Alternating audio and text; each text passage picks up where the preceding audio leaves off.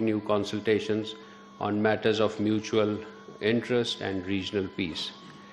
And in the similar vein of our peace efforts, the Deputy Prime Minister and Foreign Minister on the 13th of July, Deputy Prime Minister, Foreign Minister Senator Mohammad Ishaq Dar held a telephone conversation with Saudi Foreign Minister Prince Faisal bin Farhan. They discussed recent regional developments, stressed restraint and dialogue, and agreed to remain in contact. And on the 12th of July, the DPM and Foreign Minister held a telephone conversation with his Iranian counterpart, Foreign Minister Sayyid Abbas Araghchi, and they discussed the regional situation, emphasized de-escalation and diplomacy, and agreed to remain in close contact.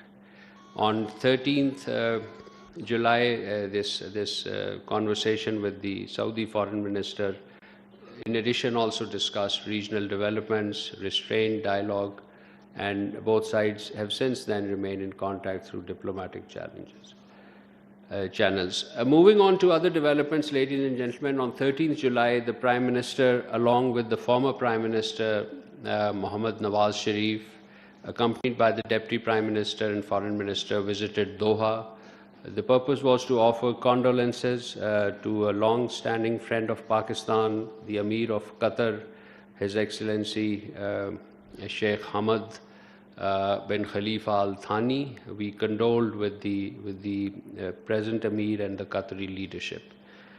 President Asif Ali Zardari, ladies and gentlemen, visited Kyrgyz Republic from 6th to 9th July, marking the first trip by a Pakistani president to the Central Asian state for 21 years, and this visit was important in this context.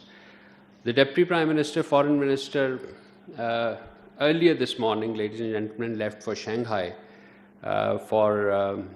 This morning, we issued a curtain raiser. The purpose of the visit is to attend the signing ceremony of the establishment of the World Artificial Intelligence Cooperation Organization, WICO, which is an initiative of the Chinese president.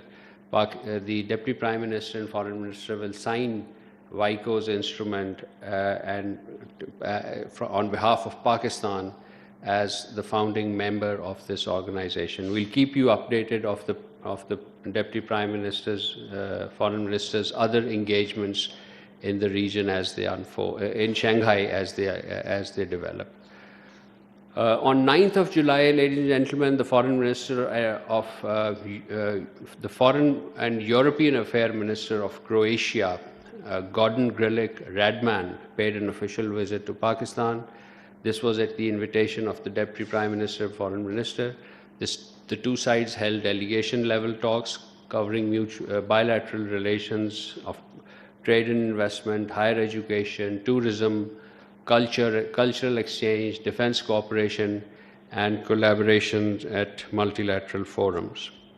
They reaffirmed their commitment for expanding economic engagement, strengthening dialogue, and enhancing people-to-people contacts. Ladies and gentlemen, the 9th OIC Conference for Women was held in Islamabad this week. This was on Monday, 13th of July. 57 member states gathered for this 9th OIC Ministerial Conference on Women. The primary host was our Ministry for Human Rights, and around 190 delegates participated in the conference, which focused on the theme socio-economic and political empowerment of women in OIC countries, challenges and the way forward. Yesterday, Pakistan and Portugal held their annual bilateral consultations in Islamabad. Ambassador Aisha Ali, our Additional Secretary for Europe, and Ambassador Helena Malcata, the Director General for Foreign Policy, led the two respective delegations. We issued a press release on this late last evening. On 30th June, ladies and gentlemen, finally, let me tell you that on 30th June, Pakistan had submitted its 7th National Report on the implementation of the United Nations Security Council Resolution 1540 to the Chair of the United Nations Committee on 1540. This committee, ladies and gentlemen, in 2004, Security Council adopted a resolution 1540 on proliferation of weapons of mass destruction. So under this, as a result, pursuant to this resolution, a Security Council's Committee on 1540, it's called the 1540 Committee, was established. And Pakistan has been reportedly sending its national reports on our legal and administrative measures taken by Pakistan to prevent proliferation of nuclear, chemical, and biological weapons and their means of delivery. And in this regard, we outlined our elaborate national legislative, physical protection, border controls, and export controls to prevent such proliferation. Since its inception in 2004, this is the 7th report. So in the last 22 years, you could see that on the average, we have been submitting its report roughly every 3 years. So this is an important development that I wish you to be informed of. And it shows Pakistan's credentials as a responsible state, responsible nuclear weapon state, fulfilling its international commitments with regards to non-proliferation. I'll conclude my opening statement, and the floor is open for question answers. Ji, sir.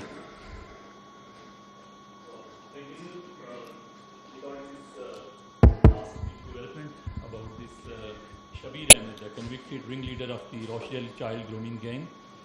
He's released from prison after 14 years, and now UK government has said that they are in discussion with Pakistan regarding his possible removal. Of course, there is multiple reports that he is a British Pakistani, his still status is.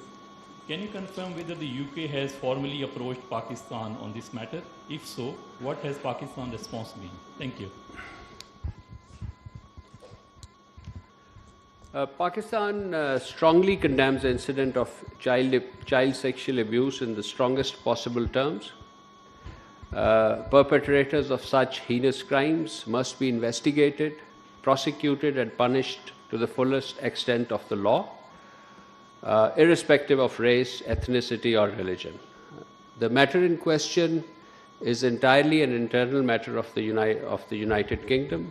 The individual concerned is a British national who spent his entire adult life in the UK and was duly convicted by a British court for reprehensible offences committed on British soil.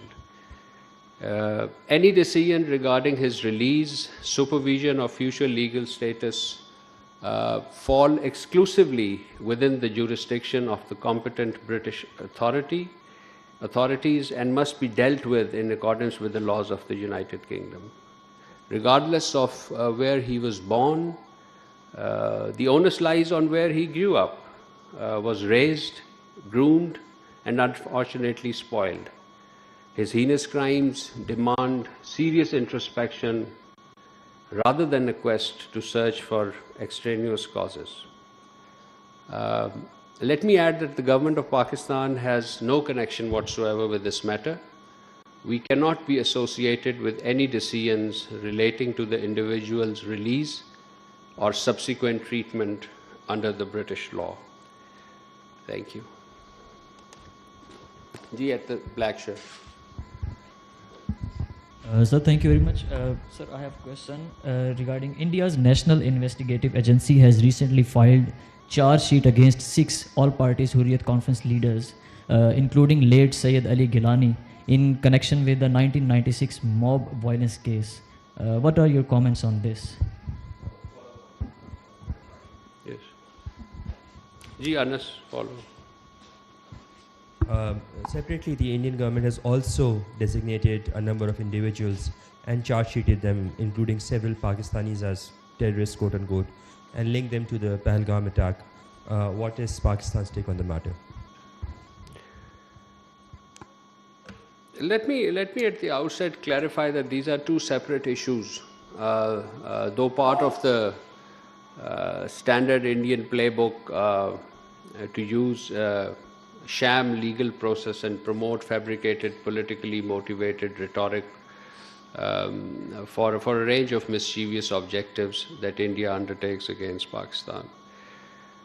Firstly, on the case against Hurriyat leadership, Pakistan unequivocally condemns and rejects the latest charge sheet filed by the National Investigation Agency, the NIA, against senior leadership of the All Parties Hurriyat Conference in connection with an incident dating back as far back as in 1996, 30 years.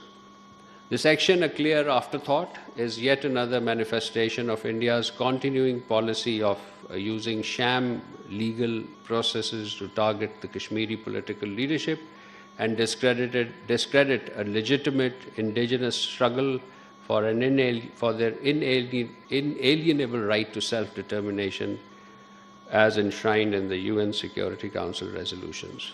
The decision to revive a case relating to events 3 decades old lays bare to the extent to which India's investigative and judicial institutions are being employed to advance a political agenda.